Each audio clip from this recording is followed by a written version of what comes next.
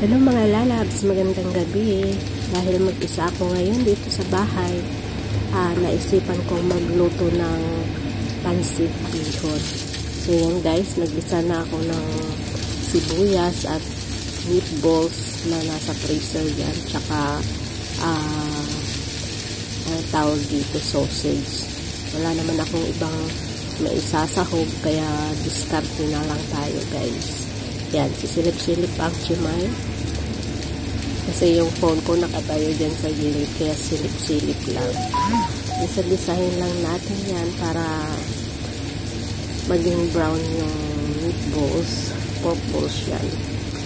Para medyo masarap naman siya. Tapos lalagay ko na yung carrots. Yung carrots niyan, tagal na dyan sa fridge. Naalala ko meron pa pala. So, yan na lang ang ihahalo ko, carrots. Hintayin lang natin na lumambot yung carrots guys. Gisa-gisa, mikos-mikos. Alam nyo, pag ang OFW hindi marunong tumiskarte, magugutom talaga.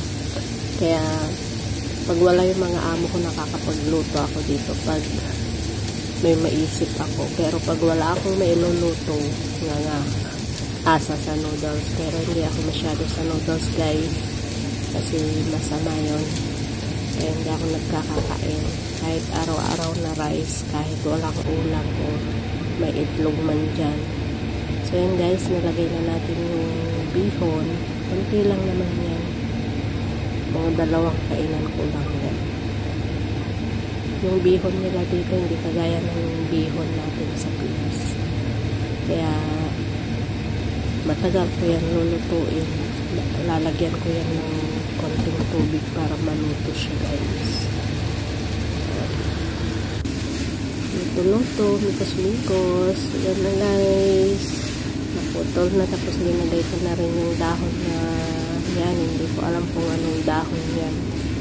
Basta sabi ng amo ko, lutuin ko daw kung gusto ko. So yan, naisip ko nga yan, ihalo sa bihon. So, yan, may pagkain na ang chimay nyo.